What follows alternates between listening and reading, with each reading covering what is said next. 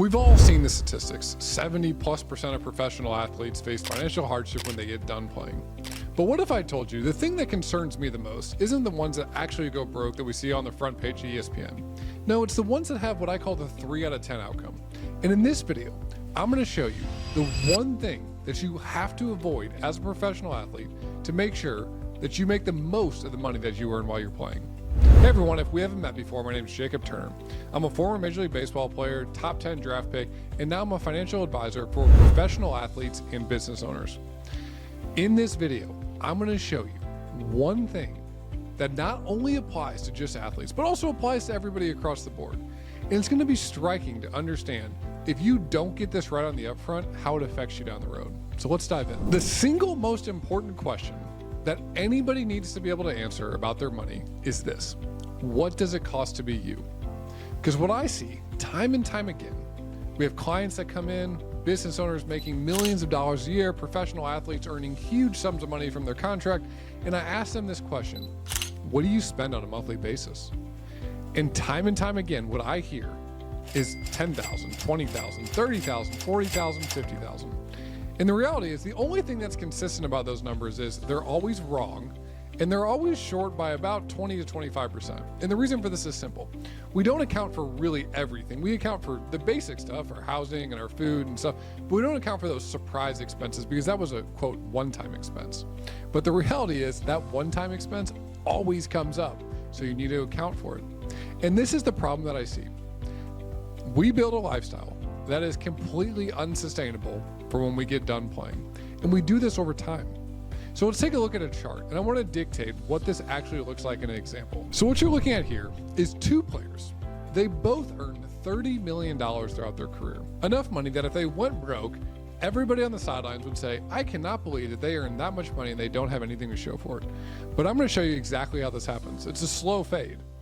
Player 1 on the left saved 80% of his income during his playing career, and he spent 20% of it. So that means throughout his playing career, after taxes, so that means during his playing career, he was spending $25,000 a month. A really significant sum of money, but in terms of professional athletes, kind of a drop in the bucket when you see guys making $25 million in a year. The guy on the right, the athlete on the right, player 2, also made $30 million. But they flipped the script. Instead of saving 80%, he only saved 20%, and he spent 80% during his playing career. Now you might be thinking, well, traditional financial advice says, if I can save 15% of my income, I'm doing good. And that would be right for traditional financial advice, but for a professional athlete, that's the quickest way to go broke. Listen to traditional financial advice. And you can see that means that throughout the course of his playing career, this athlete spent $100,000 per month, or about $1.2 million a year. Now, they both invested their money the same way. They earned 8% a year on their money.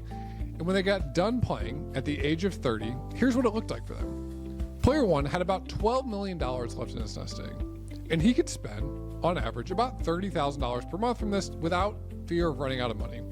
Now, athlete 2 on the right had $3 million saved, and he could spend $7,500 per month. Now, do you see the problem with all this? Athlete 2 on the right was spending $100,000 per month, and when he got into retirement, a good financial planner would have told him, well, you could spend about $7,500 per month. And athlete 1 on the left was spending $25,000 during his playing career, but then in retirement, he was actually able to spend more, $30,000 a month.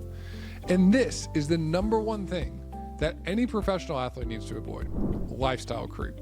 And the way to do that is, at the start, you need to understand what it costs to be you. And not just some random number that you came up with in your head. No. An actual expense report that shows, what do I spend on a monthly basis to live the lifestyle that I'm living today? Because what I'm going to tell you right now is that when you get done playing in your athletic career, the chances of you earning the same level of money that you were earning when you were playing are really low. And if you are going to do that, it's going to take years and years of building skills and building a reputation and building a business to get to that point. So you want to make sure that you're taking advantage of this incredible opportunity you have to earn money. You can see in this example, athlete 1 on the left ends up with more than $50 million at the age of 60. He's spending $129,000 per month, living an incredible lifestyle. Whereas athlete 2 on the right has $12 million saved at age 60, but he's only spending $32,000 per month when he was spending $100,000 nearly 3 decades before that. So let's play out this scenario. Athlete 1 lives a better life when they get done playing than when they were currently playing. Athlete 2 is selling a house, redoing an entire lifestyle, and telling all the people around him when he was living this high-flying fancy lifestyle that he can't do that anymore.